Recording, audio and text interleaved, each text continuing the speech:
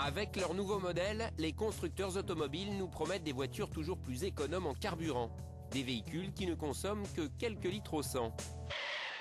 Problème, les chiffres avancés sont bien loin de la réalité. On arrive en moyenne au minimum à 20% d'écart de consommation dans les tests que nous avons réalisés. Et encore, ça peut être un peu plus si selon la façon de conduire, et également aussi l'entretien et l'utilisation de la voiture au quotidien. On peut arriver à des écarts dépassant les 30% sans aucun problème. Et sur certains modèles, comme les citadines, le décalage peut être encore plus important. C'est des petits moteurs, il y a besoin, dès que l'on veut dépasser, dès qu'on veut s'insérer sur une file, d'un peu plus cravacher le moteur. Au résultat, on peut atteindre des chiffres, des différences équivalentes à 70%. Après l'achat du véhicule, l'essence est le deuxième poste de dépense pour un automobiliste. Avec l'augmentation du prix à la pompe, afficher la plus petite consommation possible reste donc un objectif stratégique. La consommation est vraiment un argument commercial très important, notamment avec les bonus écologiques dont peuvent bénéficier les automobilistes aujourd'hui. Et après, à l'usage, forcément, ça permet d'avoir un budget automobile réduit.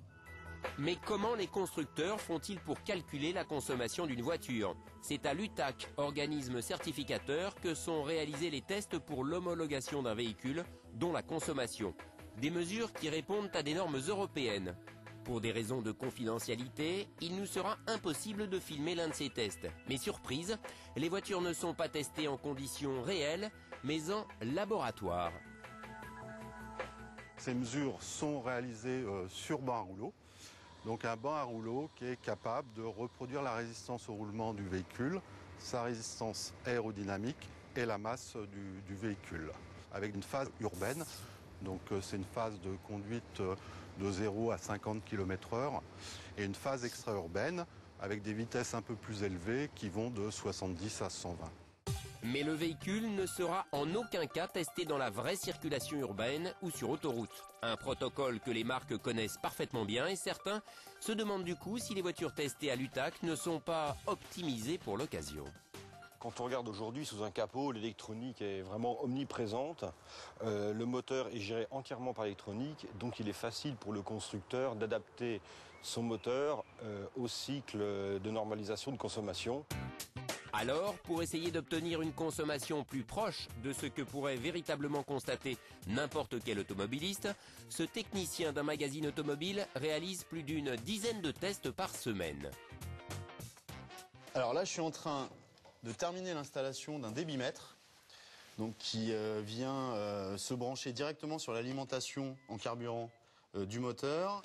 Ici, j'ai un petit écran qui vient me donner tout simplement la consommation en litres instantanée et réelle du moteur.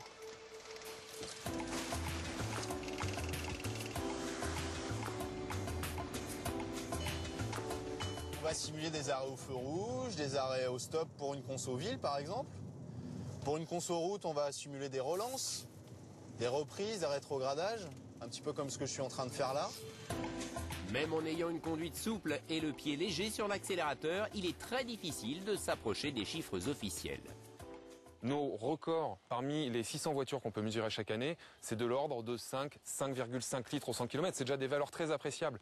Mais 3 litres, non, faut pas rêver. Et oui, les essais aseptisés de l'UTAC ne tiennent pas compte du facteur humain. Ces consommations donc, in situ vont dépendre principalement donc, du paramètre conducteur et de l'agressivité de la conduite. Si avant l'achat d'une nouvelle auto, on peut jeter un œil sur les fiches constructeurs, consulter de l'autre les magazines spécialisés, permettra d'obtenir des données plus réalistes sur la vraie consommation d'une voiture.